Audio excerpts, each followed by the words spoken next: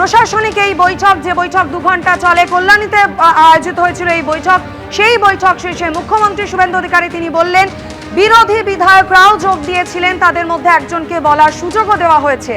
গঠনমূলক চিন্তা ভাবনা নিয়ে কাজ করতে হবে এবং সেই লক্ষ্যেই আজকের এই প্রশাসনিক বৈঠক।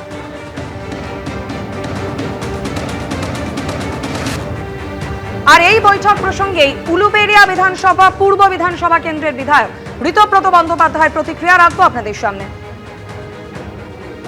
সদর্থকভাবে দেখছি, খুব পজিটিভলি দেখছি।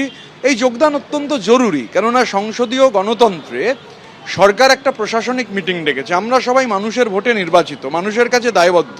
তো সরকারকে মাইনাস করে কোনো কাজ তো, এবং সরকারও যে এই উদ্যোগ নিয়েছেন, আমার সঙ্গে দিল্লিতে শুভেন্দু অধিকারীর যখন দেখা হয়েছিল উনি আমাকে বলেছিলেন যে এই মিটিংগুলোতে আসার জন্য। তো স্বাভাবিকভাবে আমি যেমন আগামীকালই একটা প্রশাসনিক মিটিং নয় কিন্তু Saratchandra medical college, government medical college আমার কেন্দ্রে, সেখানকার একটি মিটিং রয়েছে, সরকারি মিটিং, আমি সেই মিটিংয়ে যোগ দিতে যাব।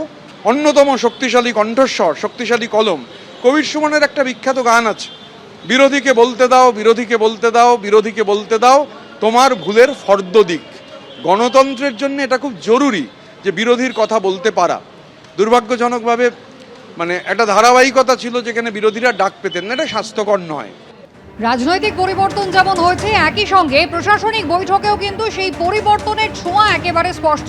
বিরোধী দলের জনপ্রতিনিধি তিনিও কিন্তু জায়গা পেয়েছেন সরকারি অনুষ্ঠানের মঞ্চে, যে মঞ্চে খোদ মুখ্যমন্ত্রী তিনি উপস্থিত রয়েছেন, তার মন্ত্রিসভার অন্য মন্ত্রীরা তারা উপস্থিত রয়েছেন। শাসক দলের বিধায়কের সঙ্গে বিরোধী দলের সাংসদ তিনি একই মঞ্চে উপস্থিত। নজিরবিহীন এই ঘটনা 15 বছর পর দেখছেন এই রাজ্যের মানুষজন। তাপস রায় মানিকতলা বিধানসভা কেন্দ্রের বিজেপি বিধায়ক, তিনি কি বললেন দেখুন। এর আগে কখনো মমতা ব্যানার্জি বিরোধীদের ডাকতেন না, বিরোধীরা যেতে পারত না। বর্তমান মুখ্যমন্ত্রী প্রথম দিনেই স্পিকার নির্বাচনের দিনে বলেছিলেন তিনি ডাকছেন, ওরা যাচ্ছে।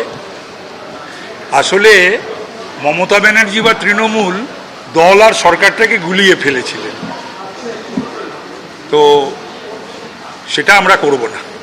দলীয় কোনো অনুষ্ঠান তো নয়, একেবারেই সরকারি অনুষ্ঠান। সাধারণ মানুষের জন্য এই প্রশাসনিক বৈঠকে তারা অংশ নিচ্ছেন, এমনই কিন্তু শাসক দলের বিরোধী দলের জনপ্রতিনিধিরা তারা বারবার বলছেন। ঋতব্রত বন্দ্যোপাধ্যায় উলুবেড়িয়া পূর্বে তৃণমূল কংগ্রেসের বিধায়ক, আগের দিনও তিনি বলেছিলেন সুস্থ গণতন্ত্রের এটাই উদাহরণ। আগামীকাল বৈঠক রয়েছে, তাতেও তিনি যোগ দেবেন, এমনটাই জানিয়েছেন। সদর্থকভাবে দেখছি, খুব পজিটিভলি দেখছি। এই যোগদান অত্যন্ত জরুরি, কেননা সংসদীয় গণতন্ত্রে সরকার একটা প্রশাসনিক মিটিং ডেকেছে। আমরা সবাই মানুষের ভোটে নির্বাচিত, মানুষের কাছে দায়বদ্ধ।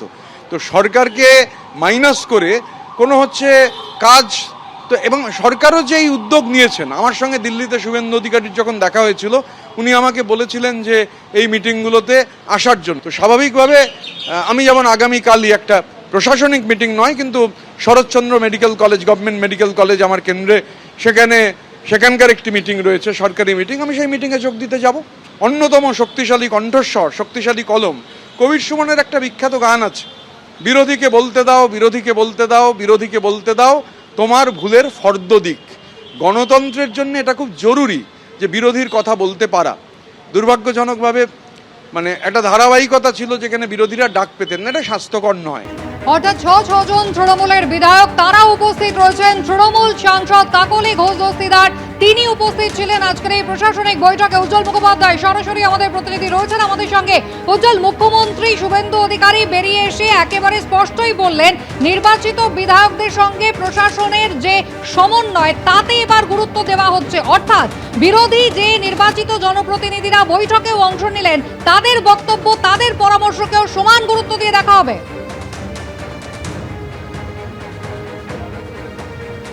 একদম মুখ্যমন্ত্রী যে শব্দটা ব্যবহার করেছেন সেটা হচ্ছে এতদিন পর্যন্ত শাসকের আইন চলতো, এখন থেকে আইনের শাসন চলবে।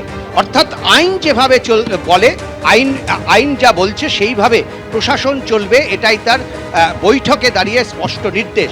এই যে 6 তৃণমূল কংগ্রেসের বিধায়ক আমাদের সঙ্গে, আমরা যখন প্রথমে ঢুকছিলেন আমরা দেখেছিলাম 3 জন, পরবর্তী ক্ষেত্রে আরও 2 জন যোগ দেন। মোট 6 জন বিধায়ক তারা যোগ দিয়েছেন, তাদের মধ্যে একজন বক্তব্য রেখেছেন এবং কাকলি ঘোষ দস্তিদার বক্তব্য রেখেছেন। এক্ষেত্রে শুভেন্দু অধিকারী বিশেষ বিশেষ সাংসদদেরকে আমন্ত্রণ জানানো হবে একথাও কিন্তু আজকে সাংবাদিক সম্মেলনে জানিয়েছেন।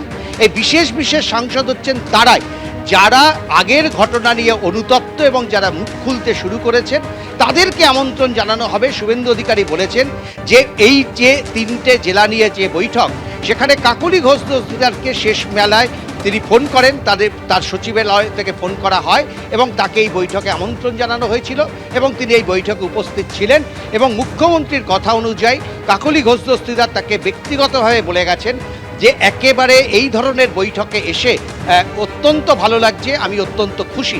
ফলে দেখো আজকের বৈঠকে মুখ্যমন্ত্রী একাধিক কর্মসূচি ঘোষণা করেছেন, কিন্তু বৈঠকে একেবারে অন্য একটা চিত্র উঠে এলো যে মোট 68 জন বিধায়ক এই 3টে জেলা মিলে, তার মধ্যে 15 জন হচ্ছে তৃণমূল কংগ্রেসের বিধায়ক।